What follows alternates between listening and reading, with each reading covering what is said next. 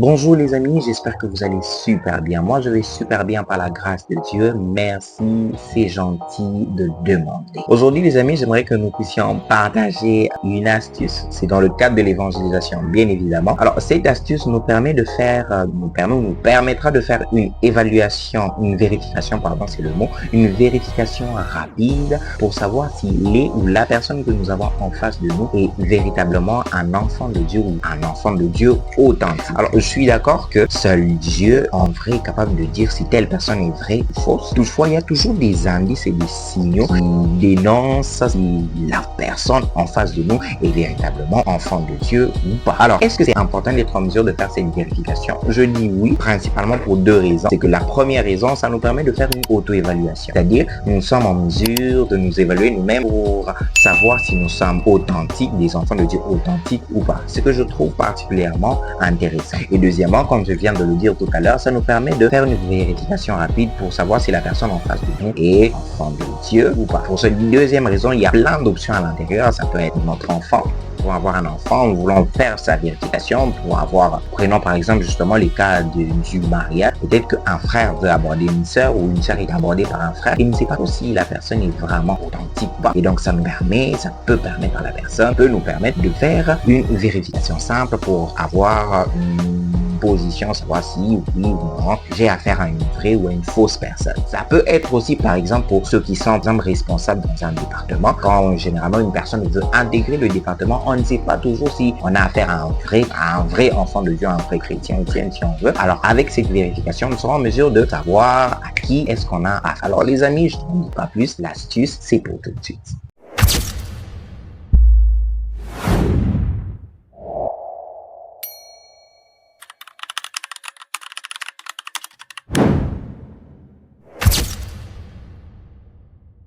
Alors les amis, notre astuce est tout simplement une série de 4 questions. Et oui, 4 questions. Donc, la première question est une question introductive et les 3 autres questions, des questions de vérification proprement dites. Et donc, notre première question sera formulée comme suit. Es-tu enfant de Dieu? Pour cette première question, nous avons 2 réponses possibles. Soit c'est oui, soit c'est non. Et donc, une personne qui dirait non, nous pouvons déjà à ce niveau aider cette personne à devenir véritablement enfant de Dieu. Toutefois, si la personne dit oui, c'est là que les choses deviennent intéressantes et donc nous continuons avec la suite des questions. Cela dit, la deuxième question que nous allons poser sera « Qu'est-ce qui te donne cette assurance ?» Et oui, la personne dit « Je suis enfant de Dieu ». Et donc, la deuxième question que nous lui posons tout bonnement « Qu'est-ce qui te donne cette assurance ?» Alors, pour cette deuxième question, nous avons 2 catégories de réponses. Je ne dis pas 2 réponses, mais je dis 2 catégories de réponses. Donc, la première et celle que nous avons considérée comme étant celle des bonnes réponses. Et la deuxième, celle que nous considérons comme étant celle des mauvaises réponses. Et donc, dans la première catégorie que nous considérons comme étant celle des bonnes réponses, nous aurons généralement des réponses comme « parce que je suis né de nouveau », selon Jean chapitre 3 à partir du verset 1 jusqu'au verset 6. Mais vous pouvez continuer la lecture. Ou soit encore parce que j'ai reçu le Seigneur Jésus-Christ comme Seigneur et Sauveur, selon Jean 1,12. Ou encore parce que Jésus-Christ vit dans mon cœur, selon Apocalypse 3,20. Ou encore parce que le Saint-Esprit vit en moi. Cependant, pour notre deuxième catégorie de réponses, nous aurons généralement des réponses telles que parce que je vais à l'église, parce que je suis né dans une famille chrétienne, parce que je prie ou encore parce que je sers Dieu. Et donc, ce qu'il faut savoir avec ces deuxièmes questions, c'est que toute personne capable de reconnaître, j'insiste, toute personne capable de reconnaître que c'est uniquement par le simple fait d'avoir le Seigneur Jésus-Christ dans sa vie, dans son cœur, qui permet à tout homme de devenir enfant de Dieu, cette personne peut être considérée comme étant un potentiel enfant de Dieu authentique. Et donc, toute personne qui donnerait cette deuxième catégorie de réponse serait pour nous une personne qui n'est pas un enfant de Dieu authentique. Et donc, après la collecte de ces deux catégories de réponses, nous avons trois possibilités. La première, c'est celle de la personne qui a donné les bonnes réponses. Nous pouvons tout simplement continuer avec les questions pour tout simplement être sûr que c'est véritablement un enfant de Dieu authentique.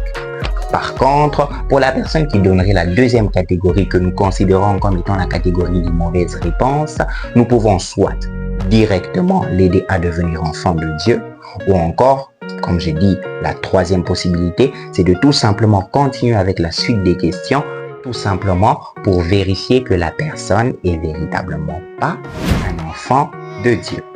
Cela dit, notre troisième question sera formulée comme suite.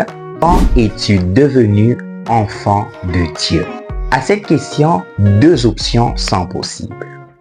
La première, c'est que la personne est capable de donner la date exacte à laquelle il est devenu véritablement enfant de Dieu.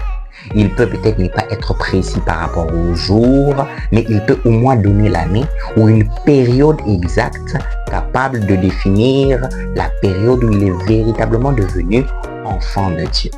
L'autre option,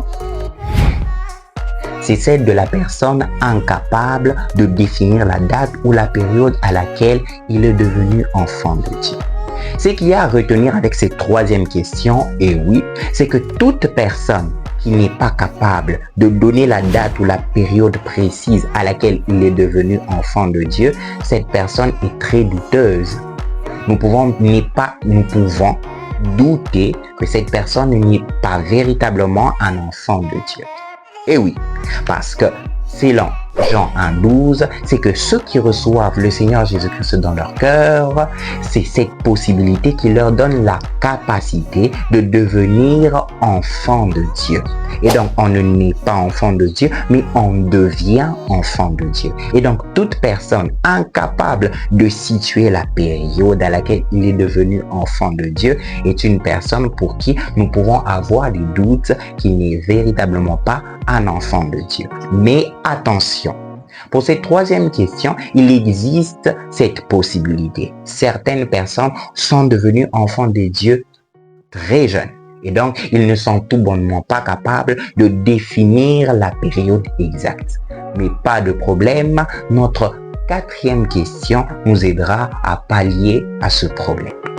Et donc, notre quatrième question sera formulée comme suite. Y a-t-il eu une différence entre avant et après que tu sois devenu enfant de Dieu? À cette question, deux réponses sont possibles. Soit oui, soit non. Et donc, toute personne capable de dire oui peut être évaluée comme étant un potentiel enfant de Dieu authentique. Et toute personne qui dirait non, ou soit encore un peu, mais un peu n'est pas vraiment une réponse assez valable, et donc nous gardons que l'option oui ou non. Et donc je disais, toute personne capable de dire oui, c'est cette personne qui peut être considérée comme étant un potentiel enfant de Dieu authentique. Pourquoi?